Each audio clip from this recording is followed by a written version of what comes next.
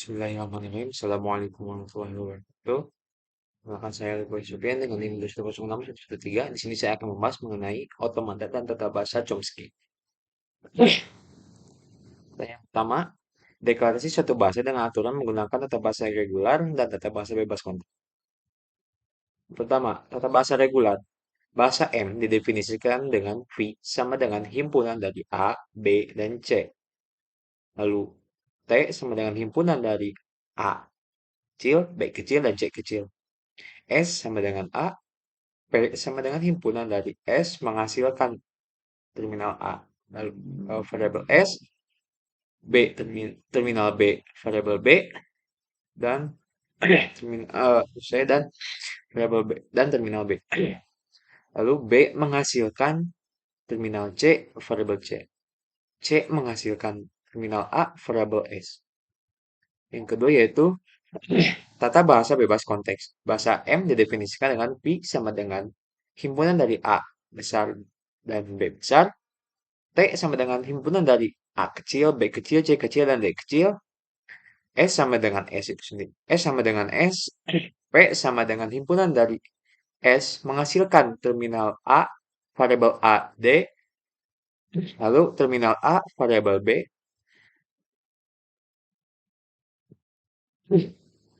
A menghasilkan terminal B dan menghasilkan C. Lalu B menghasilkan terminal C, C, D dan terminal D, D, C. Lalu sini saya akan membahas mengenai perbedaan antara aturan. Tata bahasa reguler dan bebas kontak dan bebas konteks berbeda dalam jenis aturan yang diizinkan. Aturan tata bahasa bebas konteks memungkinkan kemungkinan kalimat sebaik kombinasi kata individu yang tidak terkait. Ini disebut Chomsky terminal. Dan kelompok kata, frasa atau apa yang disebut Chomsky non-terminal. Tata bahasa bebas konteks memungkinkan kata dan frasa individual dalam urutan apapun dan memungkinkan kalimat dengan sejumlah kata dan frasa individual. Tata bahasa reguler, di sisi lain, hanya mengizinkan kata-kata individual bersama dengan satu frasa per kalimat. Selanjutnya, frasa dalam tata bahasa reguler harus muncul pada posisi yang sama di setiap kalimat atau frasa yang dihasilkan oleh tata bahasa. Dan yang kedua itu struktur. Karena tata bahasa bebas konteks memungkinkan tentang aturan yang lebih luas daripada tata bahasa biasa, tata bahasa dapat menghasilkan tentang struktur yang lebih luas daripada tata bahasa biasa. Misalnya, mereka dapat melibatkan berbagai kemungkinan struktur frasa seperti seorang gadis dari kota dengan masalah uang. Di sini, strukturnya akan bervariasi tergantung pada apakah dengan masalah uang menggambarkan kota atau gadis. Tata bahasa reguler tidak dapat melakukan ini.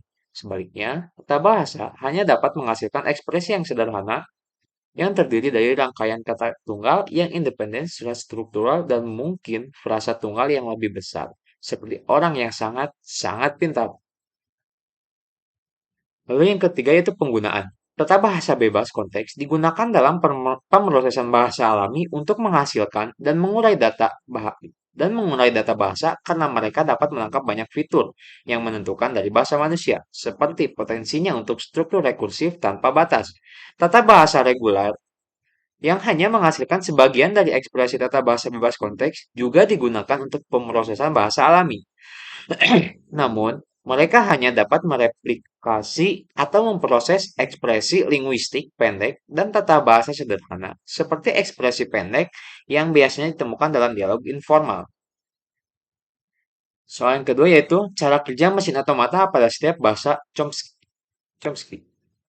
Aturan produksi merupakan pusat dari tata bahasa yang menspesifikasikan bagaimana suatu tata bahasa melakukan transformasi dari suatu ring ke bentuk lainnya. Dan melalui aturan produksi tersebut didefinisikan suatu bahasa yang berhubungan dengan tata bahasa tersebut. Suatu aturan produksi dapat dinyatakan dalam bentuk alfa menghasilkan beta, atau yang bisa kita baca juga A menurunkan alfa menurunkan beta.